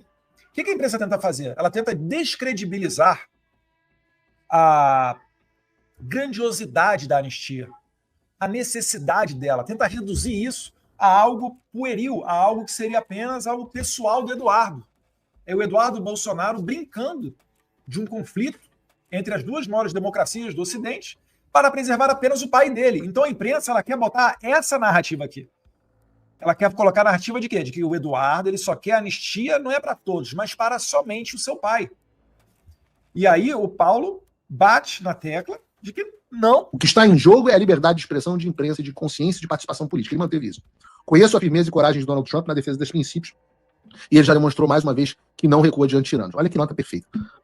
O Brasil caminha rapidamente para o isolamento e a vergonha internacional. A escalada de abusos, censura e perseguição política precisa parar. O alerta foi dado e não há mais espaço para cinismo ou omissão. Aí, a parte que eu pedi para colocar. Peço ao Congresso... Olha o plano sendo colocado em prática lá atrás, a despeito do presidente Bolsonaro. A despeito. Porque ele não seguiu essa nota na íntegra. Ele tirou a tarifa Moraes, tirou essa parte. A tarifa Moraes, gente, é magnífico. Porque você, em duas palavras, né, colocou até com um hífen ali, em uma expressão, você consegue botar na cabeça das pessoas a raiz do problema. Qual é a raiz do problema? É o Alexandre de Moraes. Quando você fala tarifa Moraes, se vocês forem ver os meus tweets, as minhas declarações no Facebook, etc., né, as minhas legendas lá no Instagram, eu sempre coloco lá tarifa Moraes, eu boto para todo mundo entender perfeitamente, a tarifa Moraes de 50%. E só o Brasil está tomando 50% dessa última leva. É para você sacramentar e colocar na cabeça das pessoas aquilo que está acontecendo. Essa jogada não é de marketing, é de comunicação. É uma transparência para você entender facilmente, para qualquer pessoa entender facilmente que o Moraes é que é o culpado por aquilo, e não Lula. Como quis, inclusive, o PL, né, através... E aí fica a minha crítica aqui ao Duda Lima, que fez várias peças, colocando o Lula no centro da atenção. Não é o Lula. É o Moraes. Poxa, Eduardo, mas se a gente bater no Moraes, isso daí teve até parlamentar falando, se a gente bater no Moraes, a gente pode sofrer represália. Eu sei disso. Eu tô aqui no exílio. O Paulo não pode voltar para o país dele, a gente sabe disso. Mas o negócio é o seguinte, se 100 deputados fizerem isso, o que o Alexandre de Moraes vai fazer? Vai para cima dos 100? Olha que fotografia perfeita você fica para não haver dúvida e para constranger qualquer jornal de esquerda, inclusive do mundo, querer dizer que o Brasil não vive uma ditadura. Eles vão ter que reconhecer que vive uma ditadura. Agora, é o que eu falo, haverá sacrifício.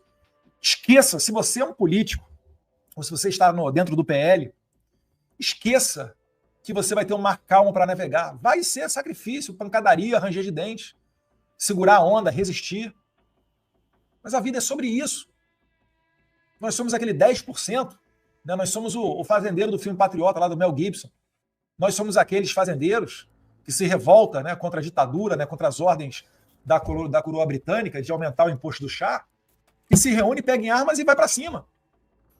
Tem um meme muito bom do Trump Jr. que ele botou no dia da independência dos Estados Unidos, que é uma cena famosa daqueles soldados norte-americanos com aquele cabelinho lá de época do final do século XVIII, eles num barco, indo pro combate, e aí um deles fala, né? Aí vem o meme, aí um deles lá falando, Senhor, falando pro comandante deles, nós temos que voltar porque um juiz de primeiro grau, eles falam District Judge, né? Um juiz de primeiro grau disse que a gente não pode fazer isso que a gente está fazendo.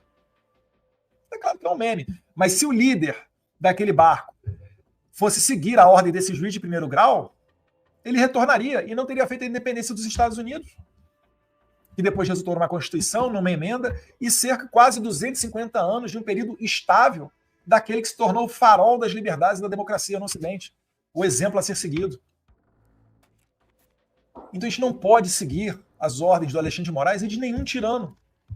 Rebelar-se diante disso é obrigação se você está nesse campo de batalha.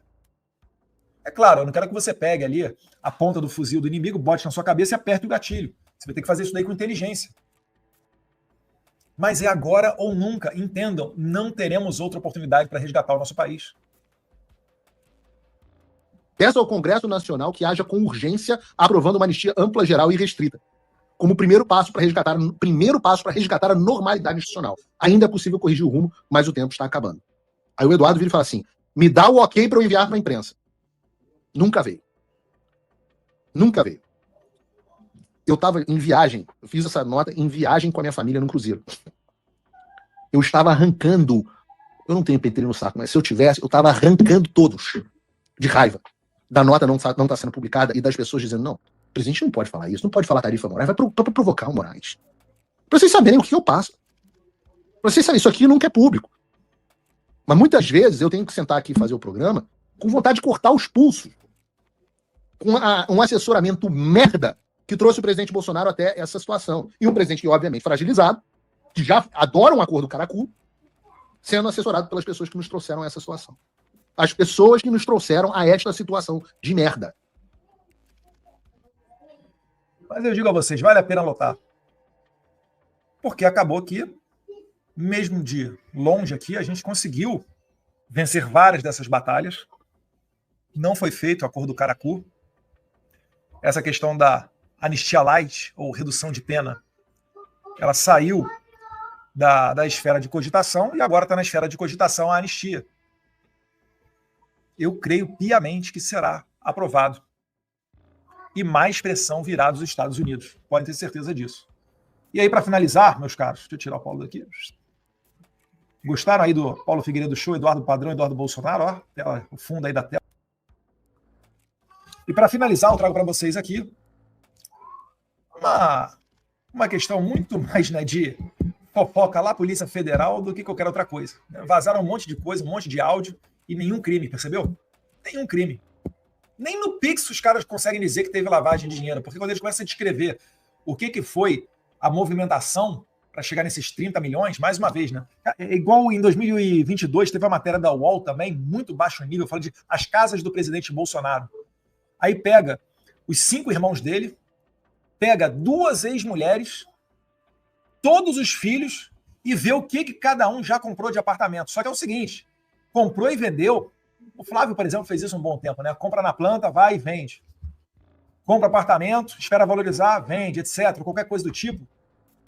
Pegaram tudo e somaram tudo isso para fazer uma metodologia fantástica e bizarra para dizer, não, as 100 casas vinculadas a Jair Bolsonaro. Fizeram com o Pix a mesma coisa agora, né? Ah, não, transferiu de não sei onde. Pegou lá, acho que 17 milhões que foi do Pix, inicialmente. Depois acabou mais, porque todo dia tinha gente mandando. Ah, não, transferiu daqui para cá, investiu em renda fixa, investiu em papel, voltou, não sei o quê, pá. Cada movimentação dessa, se ele pega os 17 milhões de uma conta, sei lá, do Banco do Brasil, e transfere esses 17 milhões para uma conta no Bradesco, que seja, eu nem sei se ele tem conta lá, seriam 34 milhões de reais que a Polícia Federal falaria que o Bolsonaro tem. Ou movimentou. E quando a pessoa lê aquilo, ela vê o quê? Ela vê lá a cifra, 34 milhões, Jair Bolsonaro, e já pensa, né? Poxa, como é que pode? Não, tem treta nisso aí, o cara não pode. Presidente do Brasil, 34 milhões? Aí depois criminaliza isso. Fala, não, ele transferiu para o Eduardo. Aí eu transferi um X para minha esposa. Para fazer qualquer coisa lá que seja. Assunto nosso. Dinheiro privado, assunto é nosso. Aí eu falei, congelou a conta da minha esposa também.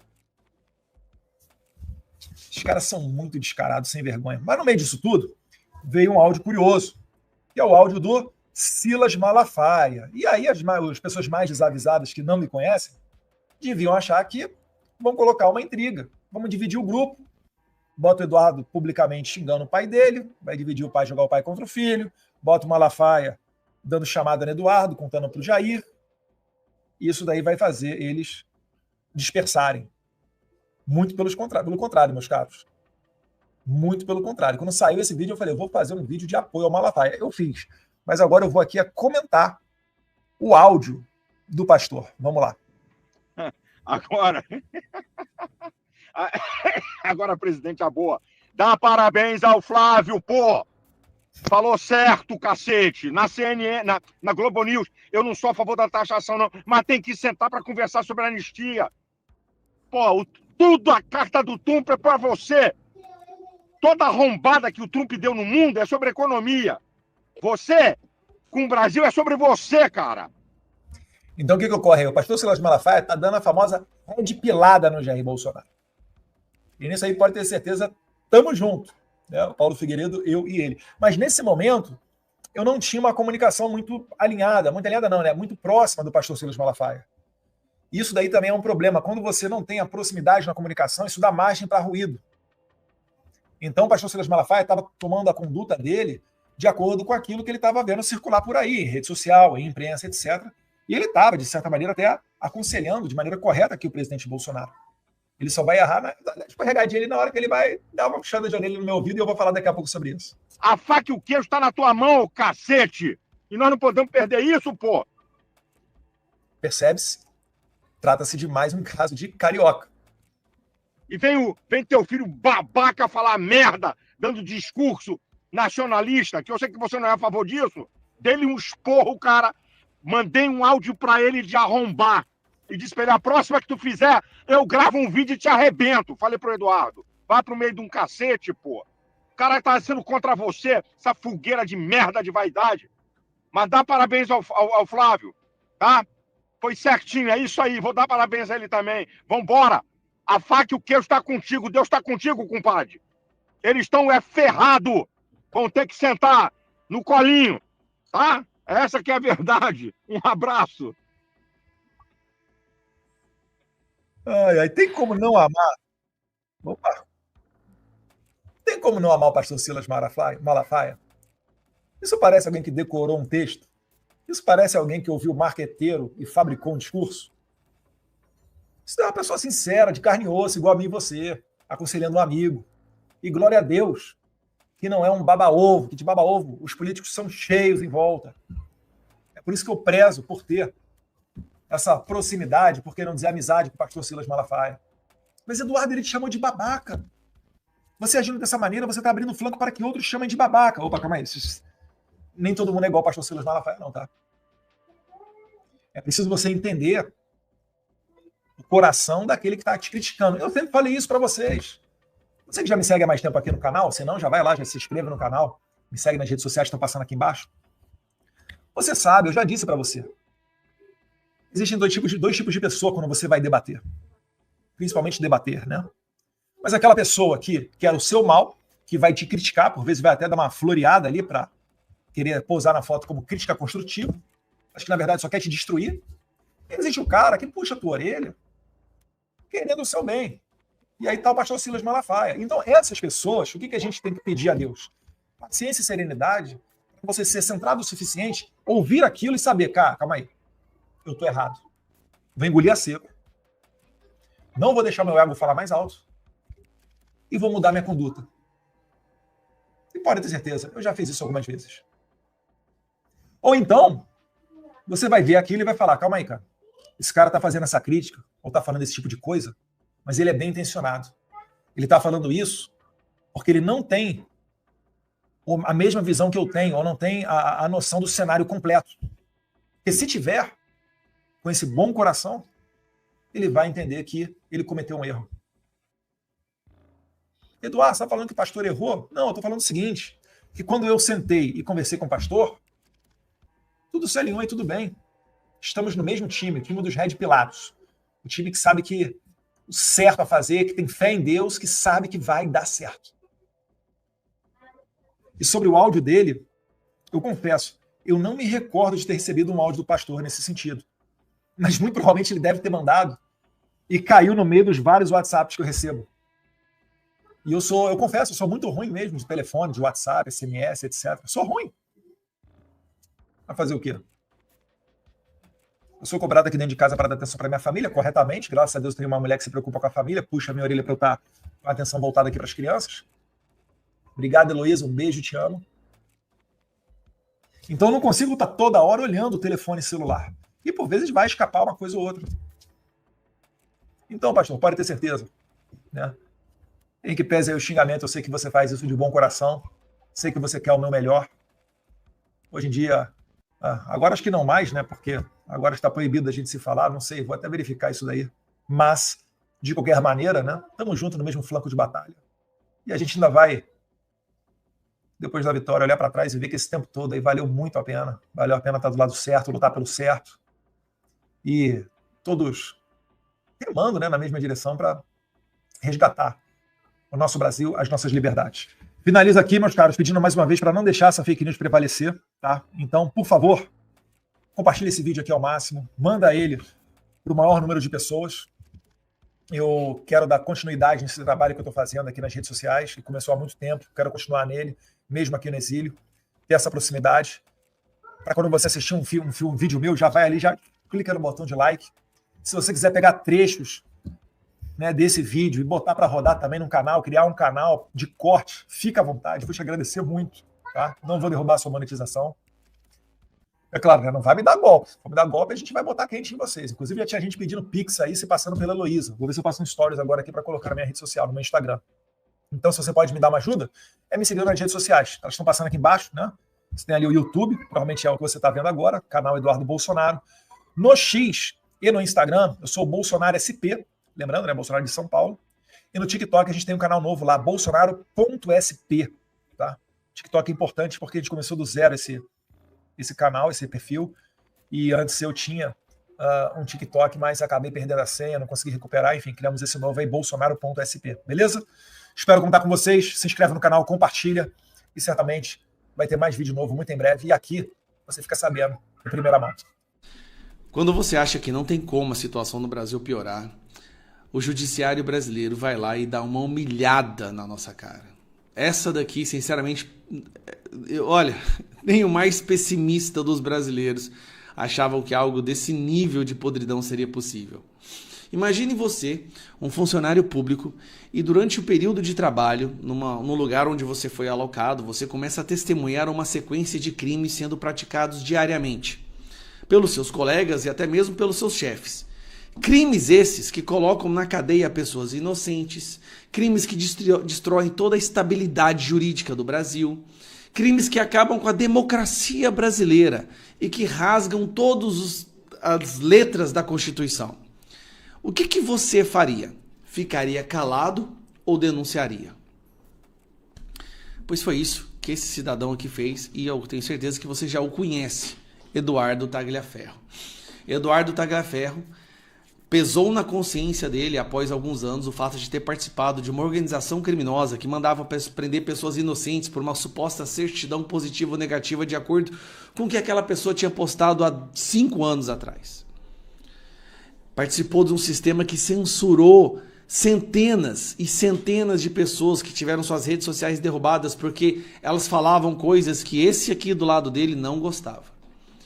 Depois de muito tempo, esse cidadão Tagliaferro não aguentou mais e divulgou, e publicou, e testemunhou na esperança, esse aí foi a ingenuidade dele, na esperança de que algo fosse ser feito, na esperança de que fosse ser aberta uma investigação para responsabilizar este cidadão aqui, que foi o mandante de todos os crimes. Foi o que o Tagliaferro fez.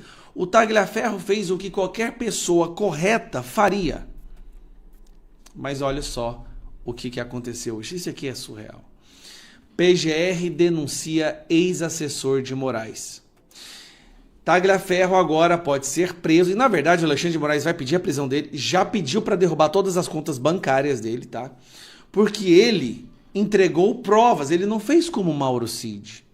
Ele não apenas falou coisas imaginárias. Ele apresentou documentos e provas, corroborando com tudo que ele havia dito, de um sistema de censura e perseguição e prisão ilegal e desrespeito ao devido processo penal, o processo de investigação por parte da equipe do Alexandre de Moraes. Ele entregou as provas. Isso gerou o Vaza Toga 1, onde veio lá o use a criatividade para se criar alguma coisa para derrubar a Revista Oeste, onde saiu que o Alexandre de Moraes queria derrubar e prender Eduardo Bolsonaro porque ele estava cismado e que ele passava o dia do recesso buscando coisas na internet para censurar. Isso foi o Vaza Toga 1. No Vaza Toga 2 ficou escancarado como que o sistema de prisão funcionava. As produções de certidões positiva e negativa. A chefe de gabinete do Alexandre de Moraes zombando das pessoas que estavam sendo presas. O fato de até mesmo o juiz assessor do Alexandre de Moraes falar que não aguentava mais e queria sair. A resposta do judiciário brasileiro não foi investigar as denúncias, mas prender o denunciante. Tagliaferro é investigado pelo vazamento de mensagens trocadas entre servidores do gabinete de Moraes no STF e TSE. O Tagliaferro teve que fugir do Brasil.